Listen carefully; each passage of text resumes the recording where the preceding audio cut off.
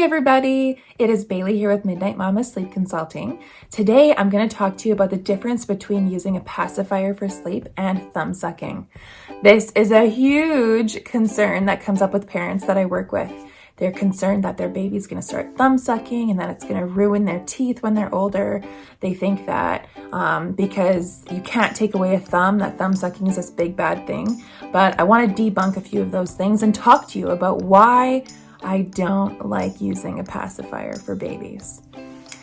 Before we get into the nitty-gritty about that, I want you to know that newborns don't have sleep skills. They don't have the ability to self-soothe, and they require assistance from you to help them fall asleep. That being said, some newborns can just close their eyes and drift off, but the majority of newborns need some help. So whether that's by rocking them or nursing them to sleep or giving them a bottle to sleep, or you simply pop a soother in and that helps them, keep doing it. By the time they're 12 weeks old, we can start transitioning to some independent sleep skills because by this point, they can develop these self-soothing skills. So 12 weeks is the cutoff of where I like to get rid of soothers and get rid of sleep props in general. I'll chat with you about sleep props on another video coming up. But the difference between a pacifier and a thumb is this. If your child relies on a pacifier to fall asleep, I can guarantee that you will be going into their room 1, 2, 3, upwards of 10 times a night to put the soother back in and have them fall back to sleep. You might think that this isn't a big problem because they quickly go back to sleep and it only involves you going into their room for 2 seconds to do that. Or if they're in a bassinet beside you and you just pop their soother right in and you get to drift back off to sleep. But for lots of parents, this is really irritating.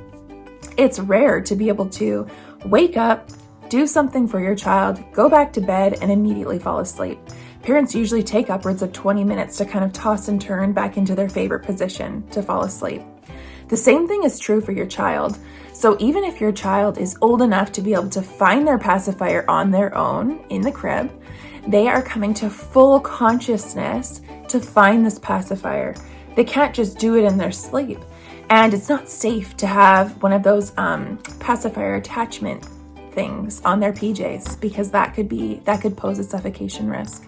So that being said, it is hard for a child to find their pacifier around the crib themselves, and many children are way too young to be able to do that anyway, so it's a good habit to kick.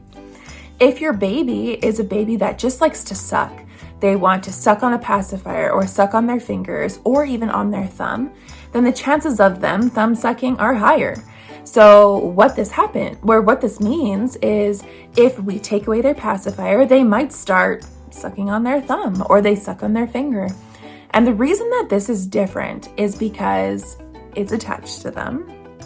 And also, they are not having to fully wake up to find their thumb in the middle of the night or to find their finger. If they slightly rouse as they're waking from one sleep cycle and going into the next cycle, they can simply pop their thumb back in their mouth and continue drifting off to sleep. If you think that the pacifier is not affecting your child's sleep, then don't change it. But if you can think that there's no other thing that could possibly be affecting your child's sleep, but your child is using a pacifier, then I challenge you to take it. What taking it means is you just cut it out cold turkey. But I allow my clients to keep the pacifier during the day. So during daytime playtime. So don't use it for sleep anymore, but you can use it for in the grocery store, in the car seat, during their awake time while they're playing. Anytime like this, it is safe to use. But we just don't want them relying on it to fall asleep. Otherwise, these constant wakes in the middle of the night keep happening.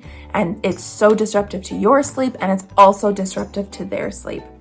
Anyway, I hope you learned something today. I have 2 little thumb suckers. One is 3.5 and the other is 7 months old, and they are the cutest things ever.